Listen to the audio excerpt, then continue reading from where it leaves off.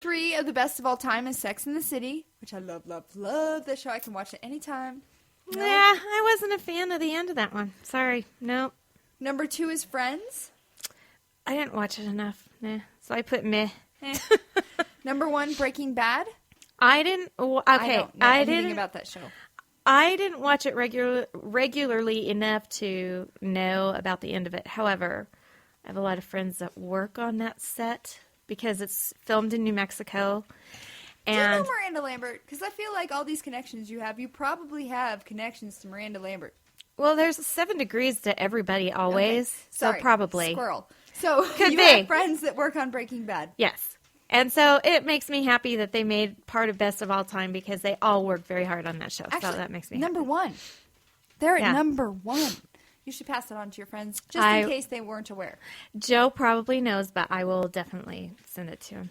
Yeah. And then it was announced last week that we have to all set our DVRs for May 20th, 2015, because that is the last David Letterman episode. Oh, come on. I'm not. I can't stand him. I think he's an asshole. I'm sorry. I just really... Is there any late night host that you like? Yeah, I like Jimmy Fallon. Okay. And I like, what's the other guy's name? The one... Conan? No. No, but Conan... No. The one... The rounder one?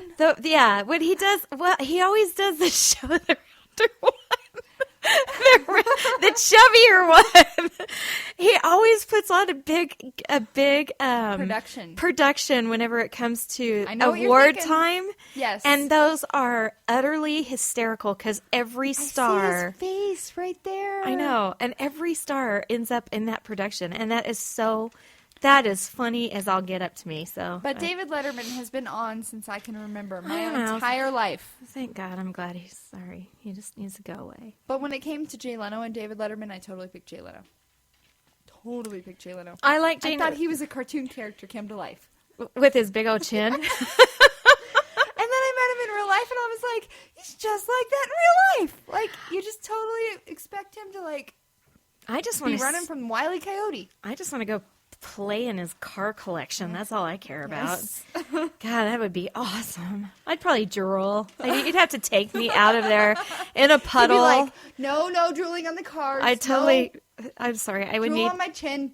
Yeah, I'd need baby wipes. Sorry, because I would love those cars. Oh, they're nice cars.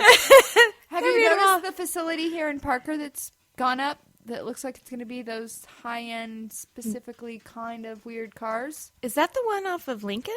Yes.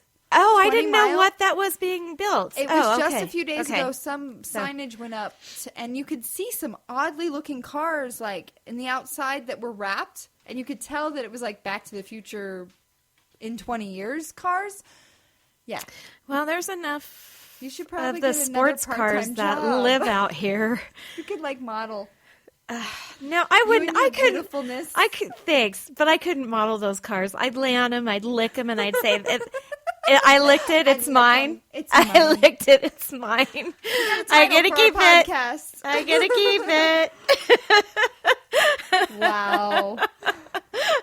Yeah, I would. There'd be tongue prints along the window. Okay. I don't know how to transition to this next topic. Time Magazine. They came out with their Person of the Year. Yeah. You're like, I don't know how to transition either. But it's not just one person. It's a household name. So, Ebola. Ebola, yeah. So the people that fought Ebola, there's 5 people, they named them as their Person of the Year. Well, I think that's actually kind of awesome. Yeah. That these people went to West Africa to put an end to the outbreak. I just hope that they stayed in West Africa and didn't fly back, and that we had to quarantine airplanes for 4 months and fumigate homes and, I don't know the details, but... Yeah, other than that, I think that's awesome. So, yes. Yes. All right. It's time for a new segment that I've added this week. Are you ready? I'm ready. It's question and answer fun time. I really need some audio fun in the background. We need sound effects. We do. We do. Besides a cat rubbing against my nose. Right. And my having to snort the fur All out. right. Yeah. What's your favorite Christmas movie? Peanuts Christmas. Oh, that's a good one. But I like Rudolph. Oh, that's Burl that's Ives. top. Burl Ives. That's top. Every year that would come on and my dad would be like, do you know that's Burl Ives singing? And I'd be like, yes, Dad, you tell me that every year. And now I appreciate it. Yeah. Favorite Christmas song? Well, I said I put notes on my thing. It says, "P.S. Do not cry." Oh, don't cry. Don't cry. No, it's Christmas shoes? It's oh Holy Night, because my dad was a singer and he had the most beautiful bass voice, and when he would sing that, it would just give me chills. So it's always been my favorite song. That's really So sweet. there you go. I like Andy Williams' version of The Most Wonderful Time of the Year. That's nice, though. Yeah. Yeah. Okay, let's move past. All right. I grew up in Branson, so it reminds me of home. What's for your Christmas dinner? Prime rib. I make it every year. See, a lot of people have those traditions. Mm-hmm. We don't have anything, and so I couldn't tell you. It could be a 20-piece chicken McNugget for all I know. Because I bet McDonald's is open. You know what? If it works for you, it's Christmas dinner. It's not going to be a 20-piece chicken McNugget. But we really don't have plans yet, and it's less than 2 weeks from Christmas, and Steve needs to get back from the Caribbean. Yes, now. Steve. Now. Yes, right. Steve. And no, we don't know where that is on the map, by the way. I tried to find it, too. Inside joke. What do you want for Christmas? Your answer is going to kill. It's going to make people laugh. So let me go first. Okay, yeah, go ahead. I'm easy to shop for. I like anything pink, glittery, and if I can wear it, it's a big plus. Okay. All right. All right. Yours is? Well, I wasn't sure until I was on my way over here. And you made me laugh. I want a car stereo that I won't blow the speakers out of. I have never in my life blown the speakers on a car stereo. How many car stereo speakers have you blown, T-squared? Well, I usually try to blame it on my kids, but it doesn't work. So, let's see. I blew 2 out of my Durango. I blew, I think, my previous vehicle before that. I'm positive I blew the back speakers out. So that's 4. And my car before that, I know I blew out the whole right side. I know that for a fact. So that's 8. And this one, I'm positive I blew out a tweeter. So I'm just 9? I'm really, yeah, probably. Holy muffin! So T-squared wants speakers for Christmas. No, I want a stereo with speakers that can hold the volume that I want. See, I don't want a car that shakes. I don't want to turn it. I don't turn it up so that a brand new car with a system that is T-squared proof. Yeah, absolutely. So if you need the address of where to send that, just email us at 2girlsandabottlewine@gmail.com. Right, or look it up on toxictwinspr.com, and you'll probably find it there. And then just send it to me and do that whole Santa thing where I don't know who it came from. That would be awesome. Love Santa. No strings attached, please. Yeah, please. All right, so this last topic I thought would be perfect because you were once a model. Mm-hmm. You've got, knowledge when it comes to the beauty industry. Just a smidgen. Yeah. When I found this article, it said that, models know a thing or two about looking absolutely gorgeous, both on and off the clock. And Yahoo.com tracked down a few models from the Victoria's Secret fashion show. Mm-hmm. And they came up with 4 things that are must-haves in your beauty routine to make you beautiful at all times. Mm-hmm. So I'm going to first talk about what these products are, and then you're going to rip them apart with your beautiful nails. Okay? I don't have nails. Shh. Figured. Yeah, but thank you. Your nails look better. Oh, thank you. I'm going to have Janet rip mine apart with her nails. All right. Okay. So the first thing is Rosebud Solve. It's multi-purpose, can be used to hydrate chapped lips, moisturize dry skin, and add a gorgeous, dewy finish to eyelids and cheekbones. Consider it your MVP or most valuable product. Rosebud Solve is from the Rosebud Perfume Company, and it's $6. Oh, well, good for them. All right, so what do you got?